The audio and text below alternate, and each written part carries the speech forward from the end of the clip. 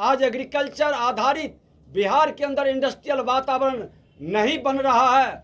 निवेशक कई तैयार हुए थे जब भारतीय जनता पार्टी एनडीए की सरकार थी।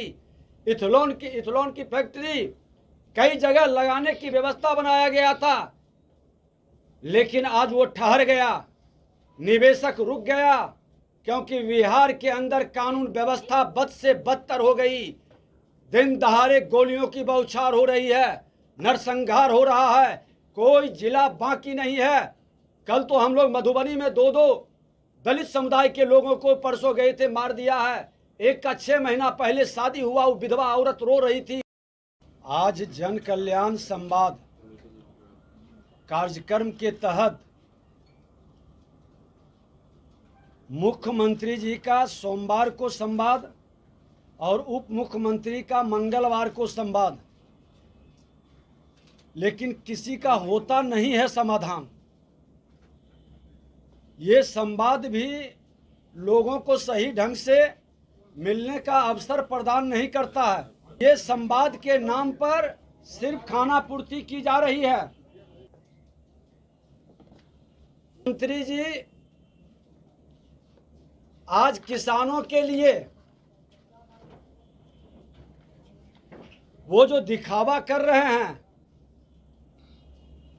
और जिस तरह से किसानों के खाद बीज अनुदान की मांगों में धान क्रय के मामले में भ्रष्टाचार और घोटाला है, किसानों के साथ बजट सत्र के पूर्व क्यों नहीं बैठे?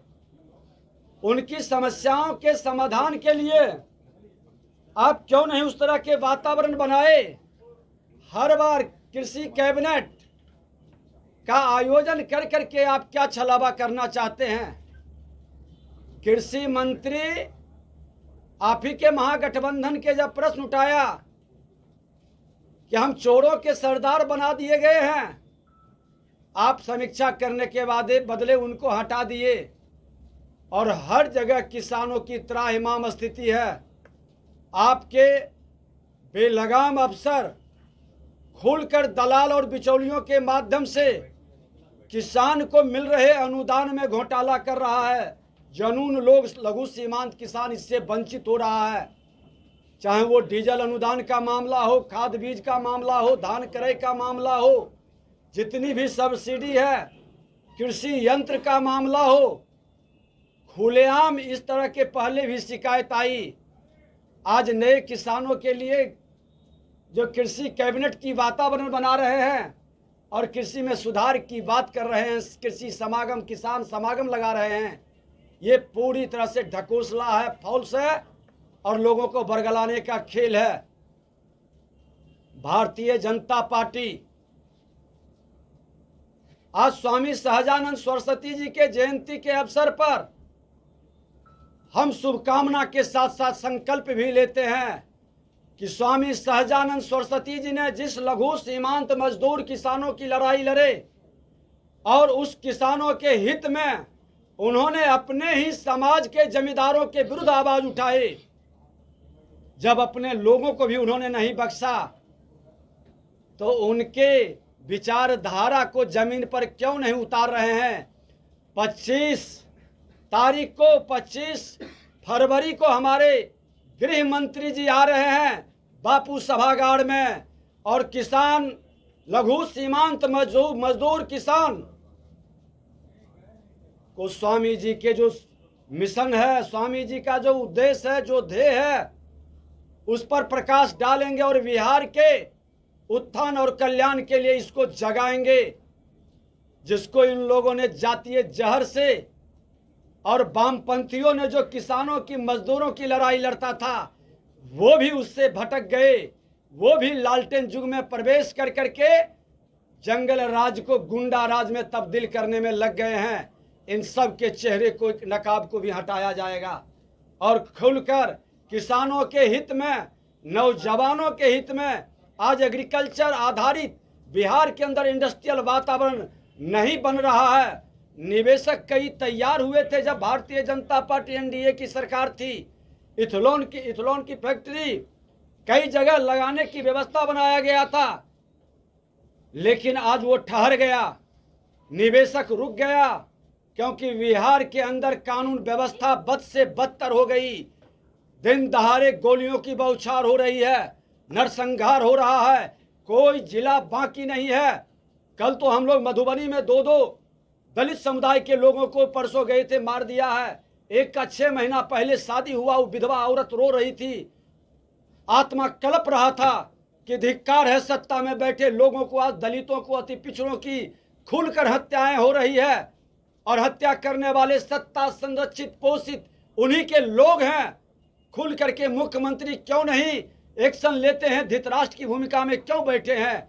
कुर्सी के लिए इतना जेठली के अंदर घटना घटा है, बाढ़ के अंदर एक वार्ड पार्षद को मार दिया, समस्तीपुर के अंदर 2 लोगों को गोली मार दिया। कल हम समस्तीपुर भी जा रहे हैं।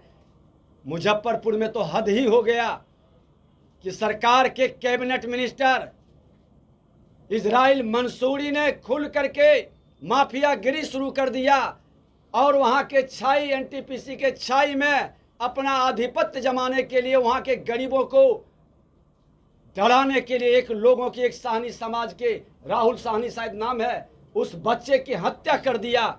उसका नाम जब डाला गया एफआईआर में, तो प्रशासन के लोग एफआईआर ही बदलने का पूरा प्रयास किया है। कल मैं मुजफ्फरपुर में भी जा रहा हूं, और महाधरना के माध्यम से चेतावनी दूंगा कि अगर जो आप एफआईआर में कैबिनेट मिनिस्टर का जो नाम आया है, अगर जो उसको आप नहीं लेते हैं, तो सड़क से ये लड़ाई सदन तक जाएगी, और विधानसभा सदन में मुख्यमंत्री को जवाब देना पड़ेगा। सत्ता संरक्षित अपराधियों और भ्रष्टाचारियों को बचाने का खेल कतई नहीं होने देंगे। एक विपक्ष के नाते हमारी जिम्मेवारी है जनता की आवाज को सदन तक और सरकार तक पहुंचाने का, और जनता के आंसू पोंछने के लिए हम अपनी जिम्मेवारी को जितनी शक्ति रहेगी निर्वहन करेंगे। लेकिन जो भी जनप्रतिनिधि जीत करके जनता के विश्वास पर आते हैं, उनकी भी जिम्मेवारी है कि समाज के अंदर शांति, कानून का राज स्थापित हो, प्रशासनिक अराजकता खत्म हो, भ्रष्टाचार पर अंकुश लगे, और सरकार इसमें पूरी तरह से विफल है।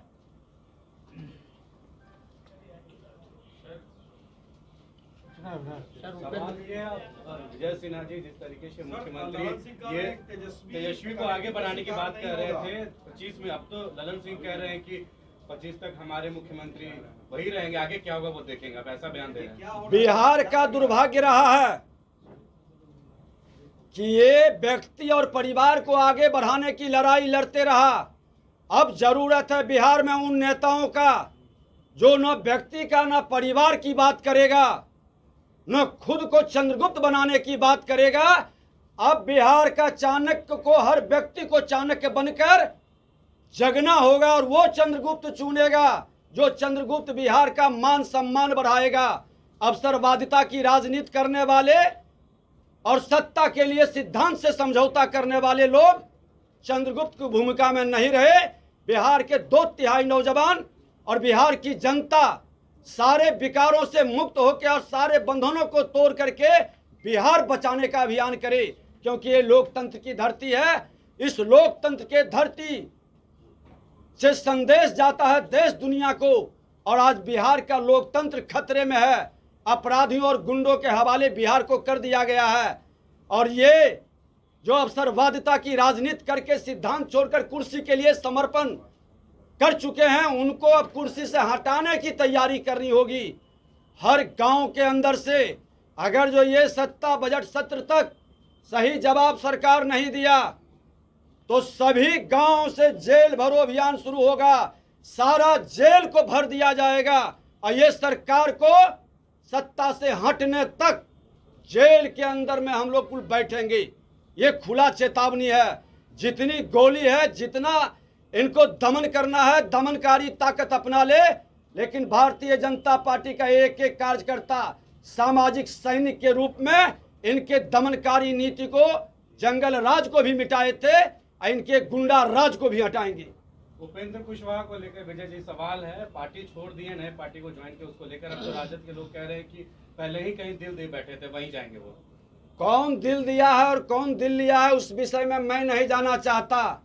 भारतीय जनता पार्टी साफ शब्दों में कहा कि जो भी भारतीय जनता पार्टी का कार्यकर्ता है, कोई चंद्रगुप्त नहीं, सब चाणक्य की भूमिका में होगा। और भारतीय जनता पार्टी सामूहिक नेतृत्व पर चलता है। हमारा केंद्रीय नेतृत्व, देश के प्रधानमंत्री नरेंद्र मोदी जी का जो महामंत्र, सबका साथ, सबका विकास, सबका विश्वास और सबका प्रयास, इस महामंत्र को जो सबसे ज्यादा जमीन पर उतारेगा वही मेरा नेता होगा। वही भारतीय जनता पार्टी के पद चिन्हों पर चलने वाले लोग और राष्ट्रवाद का संकल्प लेकर जो चलेगा, भारतीय जनता पार्टी उसी को गला लगाएगा। उपेंद्र कुशवाहा का स्वागत करेंगे। मैं कह रहा हूं कि